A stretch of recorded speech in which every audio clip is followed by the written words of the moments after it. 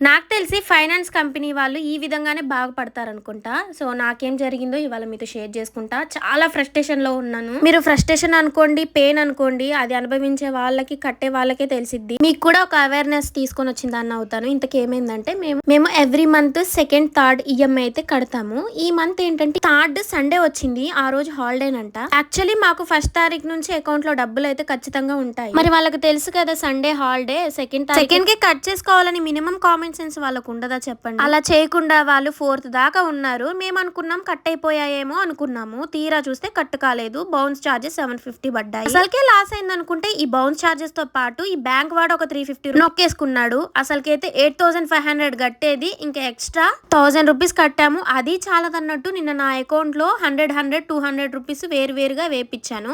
అవి కూడా కట్ అయిపోయాయి. ఆ 200 రూపీస్ కౌంట్ లేవు. ఇప్పుడు చెప్పండి, ఇన్ని డబ్బులు కట్ చేసుకుంటే ఎంతగానో ఫ్రస్ట్రేట్ అవ్వాలి. కష్టపడే వాళ్ళకే తెలిసిద్దండి డబ్బుల విలువ. మేము every month at a time కట్టేస్తాము. ఈ మంతే వాళ్ళ వల్లే, అదైనా సండే వర్కింగ్ డే రాలేదు, హాలిడే వచ్చింది, దాని వల్ల మాకు ఇలా ఇబ్బంది అయింది. మాకు తెలియని విషయం ఏంటంటే ఫోన్ పే లో లోన్ రీపేమెంట్ ఉంటది, దాని ద్వారా కట్టాలి. సో మేమేంటంటే మాకు తెలీదు ఇంత మట్టికి, ఎప్పుడు కూడా కట్టలేదు. ఇంకా అలాగైతే కట్టేయాలి. ఇంతకీ నేను ఏమేం ఫైనాన్స్ లో తీసుకున్నానంటే బజాజ్, టీవీఎస్. బజాజ్ బెటరే, కానీ టీవీఎస్ మస్తు డబ్బులు నొక్కేస్తుంది. మీకు కూడా ఈఎంఐ కట్టే రోజు హాలిడే వస్తే ముందు రోజే కట్టేసుకోండి, లేకపోతే బౌన్స్ చార్జెస్ పడతాయి.